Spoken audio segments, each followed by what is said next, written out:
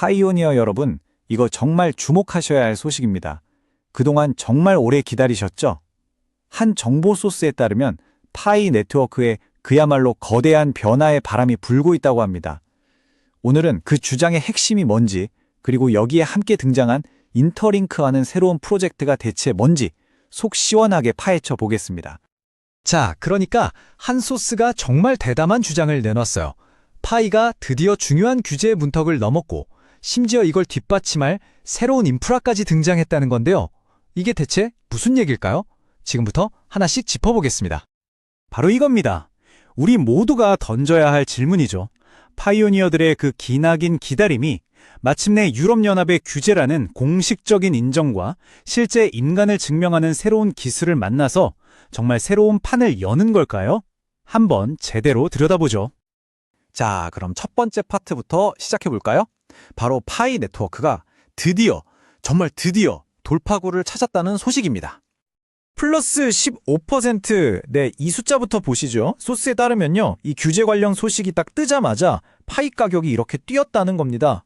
이건 시장이 얼마나 이 소식을 기다렸는지, 얼마나 민감하게 반응하는지 바로 보여주는 거죠.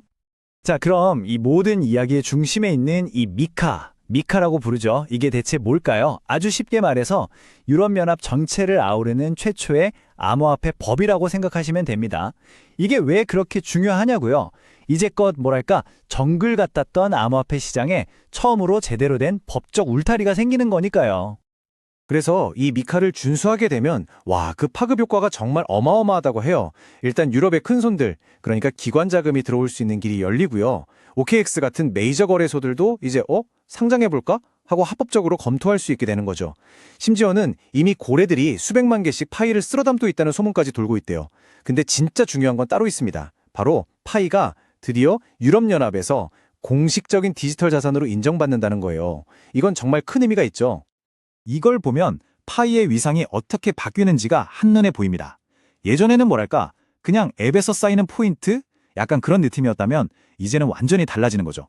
이제는 탈중앙화 거래소, 그러니까 DX에서 사람들이 실제로 사고 팔면서 가격이 정해지는 진짜 시장 자산이 된다는 겁니다. 이걸 바로 가격 발견이라고 하죠. 더 이상 이거 얼마짜리야? 하고 추측할 필요가 없는 거예요. 기업들도 이 가격을 보고 이걸로 결제받아도 되겠네 하고 판단할 수 있는 기준이 생기는 거고요. 자, 여기까지가 파이 네트워크에 대한 이야기였고요. 이제부터는 이 이야기의 아주 중요한 또 다른 주인공을 만나볼 시간입니다. 바로 인터링크라는 프로젝트예요. 실제 사람들의 인터넷. 이게 바로 인터링크가 추구하는 세상입니다. 생각해보세요. 지금 인터넷은 온갖 보세, 가짜 계정에 정말 누가 누군지 알 수가 없잖아요? 바로 그 문제에 대한 해답을 제시하겠다는 거죠. 아니, 그럼 진짜 사람인 걸 어떻게 증명하냐고요? 그 과정이 꽤 재밌습니다. 먼저 AI가 내 얼굴을 싹 스캔해요. 이게 사진이나 영상이 아니라 진짜 살아있는 사람인지 확인하는 거죠. 이걸 통과하면 나만을 위한 고유 아이디가 딱 생기는 겁니다.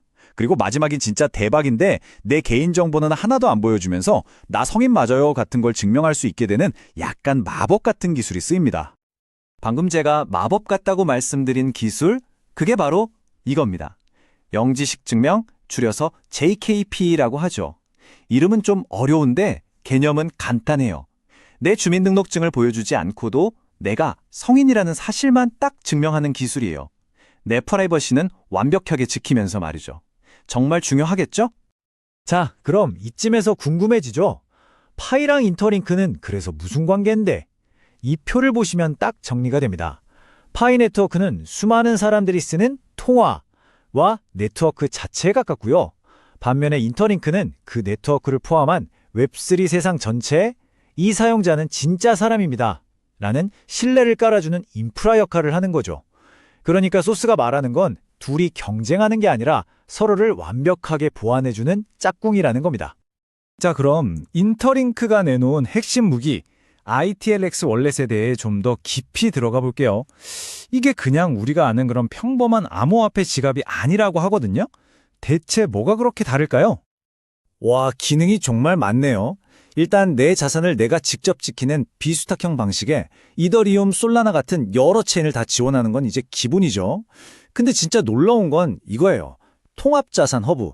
이게 뭐냐면 내 지갑에서 암호화폐뿐만 아니라 주식이나 금 같은 실물 자산을 토큰화한 것까지 한 번에 다 볼 수 있다는 거예요. 대박이죠? 거기다가 알아서 제일 싼 환전 방법을 찾아주고 심지어 지갑 안에서 바로 레버리지 거래 같은 파생상품 투자까지 할 수 있답니다.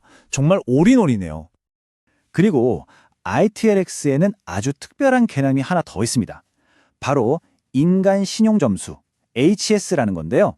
이건 마치 우리가 은행에서 신용점수 쌓는 거랑 비슷해요.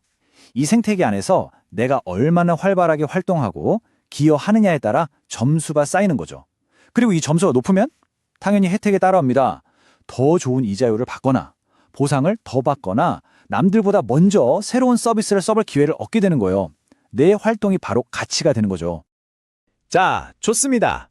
지금까지 파이와 인터링크에 대해 알아봤는데 그래서 가장 중요한 거, 우리 파이오니어들은 이제 뭘 해야 하는가? 이 질문에 대한 답을 찾아볼 시간입니다. 네, 아마 다들 이 생각하고 계실 거예요. 그래서 어쩌라고 뭘 해야 되는데, 그쵸?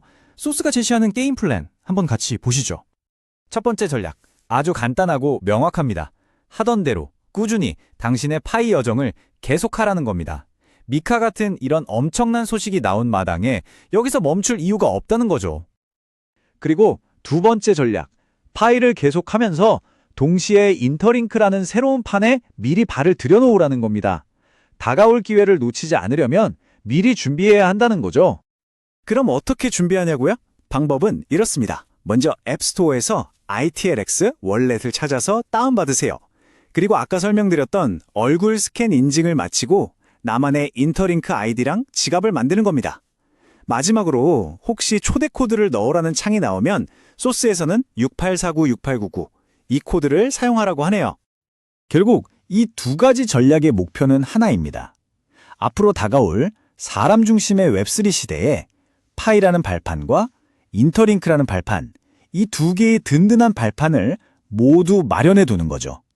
서로를 보완해주는 아주 현명한 전략이 될 수 있겠습니다. 자, 오늘 이야기의 마지막입니다. 이 질문을 한번 곱씹어 보면서 마무리하면 좋을 것 같아요. 만약 웹3의 미래가 정말 진짜 사람을 증명하는 것에서 시작된다면 그 진짜 사람 한 명 한 명의 가치는 과연 누가, 어떤 기준으로 정하게 될까요? 이건 기술의 문제를 넘어선 우리 모두가 함께 고민해야 할 철학적인 질문이 아닐까 싶습니다.